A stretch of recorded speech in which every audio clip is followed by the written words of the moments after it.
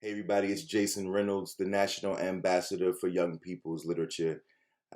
I am excited today to be reading from my book Ghost, which is a part of the Run series. I'm going to read the first chapter, it's very short, as a part of Cressida Cowell's Creativity Summer Camp. All right, here we go. Chapter 1, World Records. Check this out. This guy named Andrew Dahl holds the world record for blowing up the most balloons with his nose. Yeah, that's true. Not sure how he found out that was some kind of special talent, and I can't even imagine how much snot be in those balloons, but hey, it's a thing and Andrew's the best at it. There's also this lady named Charlotte Lee who holds the record for owning the most rubber ducks. No lie. And here's what's weird about that. Why would you even want one rubber duck, let alone 5,631? I mean, come on. And me? Well, I probably hold the world record for knowing about the most world records. That and for eating the most sunflower seeds. Let me guess. Sunflower seeds. Mr. Charles practically shouts from behind the counter of what he calls his country store, even though we live in a city. Mr. Charles, who, by the way, looks like James Brown if James Brown were white, has been ringing me up for sunflower seeds 5 days a week for about, let me think, since the 4th grade, which is when Ma took the hospital job. So for about 3 years now. He's also hard of hearing, which when my mom used to say this, I always thought she was saying harder hearing, which made no sense at all to me. I don't know why she just didn't say almost deaf. Maybe because hard of hearing is more like hospital talk, which is probably rubbing off on her. But yeah, Mr. Charles can barely hear a thing, which is why he's always yelling at everybody and everybody's always yelling at him. His store is a straight up scream fest. Not to mention the extra sound effects from the loud TV he keeps behind the counter, cowboy movies on repeat. Mr. Charles is also the guy who gave me this book, Guinness World Records, which is where I found out about Andrew Dahl and Charlotte Lee. He tells me I can set a record one day. A real record. Be one of the world's greatest somethings. Maybe. But I know one thing. Mr. Charles has to hold the record for saying, let me guess, sunflower seeds, because he says that every single time I come in, which means I probably also already hold the record for responding loudly the exact same way. Let me guess, $1. That's my comeback. Said it a gazillion times, then I slap a coin in the palm of his wrinkly hand, and he puts the bag of seeds in mine. After that, I continue on my slow motion journey, pausing again only when I get to the bus stop. But this bus stop isn't just any bus stop. It's the one that's directly across the street from the gym. I just sit there with the other people waiting for the bus, except I'm never actually waiting for it. See, the bus gets you home fast, and I don't want that. I just go there to look at the people working out.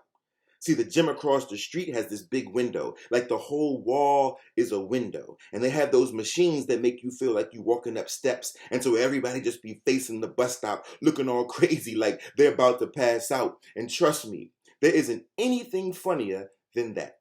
So I checked that out for a little while like it's some kind of movie. The About to Pass Out show, starring Stair Stepper Person 1 through 10. I know this all probably sounds kind of weird and maybe even creepy, but it's something to do when you're bored. Best part about sitting there is tearing into my sunflower seeds like they're theater popcorn. About the sunflower seeds. I used to just put a whole bunch of them in my mouth at the same time, suck all the salt off, then spit them all out machine gun style. I could have probably set a world record in that too. But now I've matured.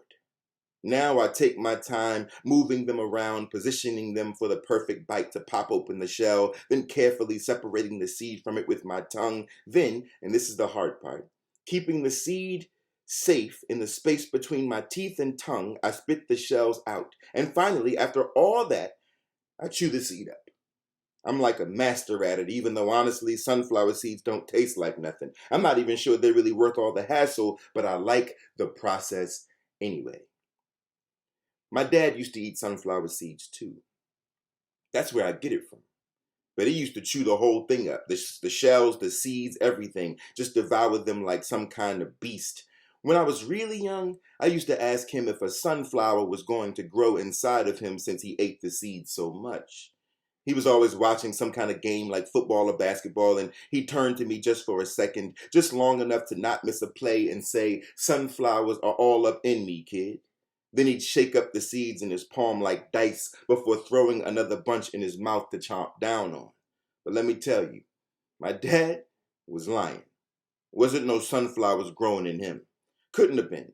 I don't know a whole lot about sunflowers, but I know they're pretty and girls like them. And I know the word sunflower is made up of two good words, and that man hasn't got two good words in him or anything that any girl would like, because girls don't like men who try to shoot them in their sun. And that's the kind of man he was. It was 3 years ago when my dad lost it, when the alcohol made him meaner than he'd ever been. Every other night he would become a different person, like he'd morph into someone crazy. But this one night, my mother decided to finally fight back. This one night, everything went worse.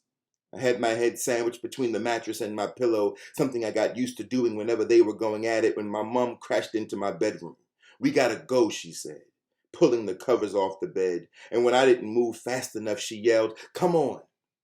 Next thing I knew, she was dragging me down the hallway, my feet tripping over themselves. And that's when I looked back and saw him, my dad, staggering from the bedroom, his lips bloody, a pistol in his hand.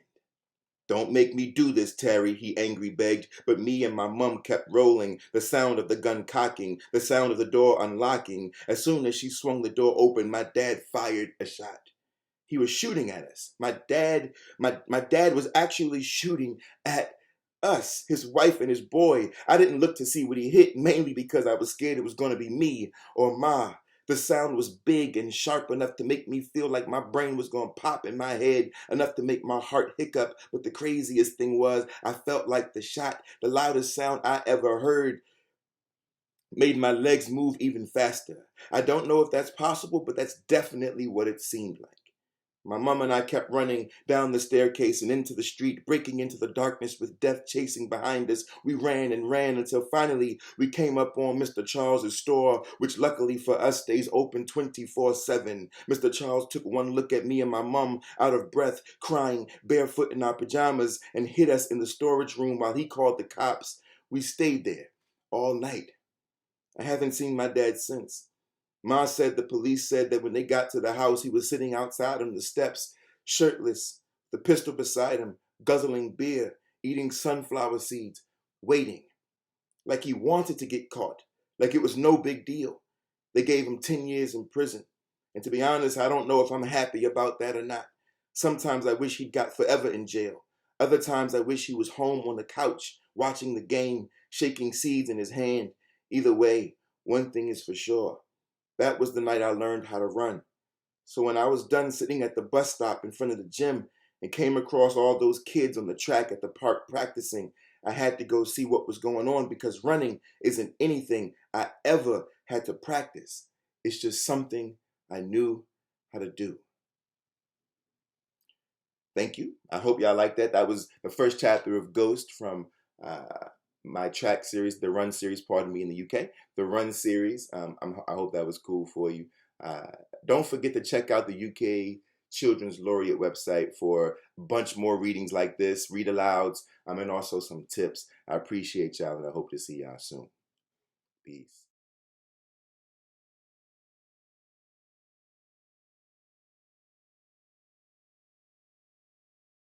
Peace.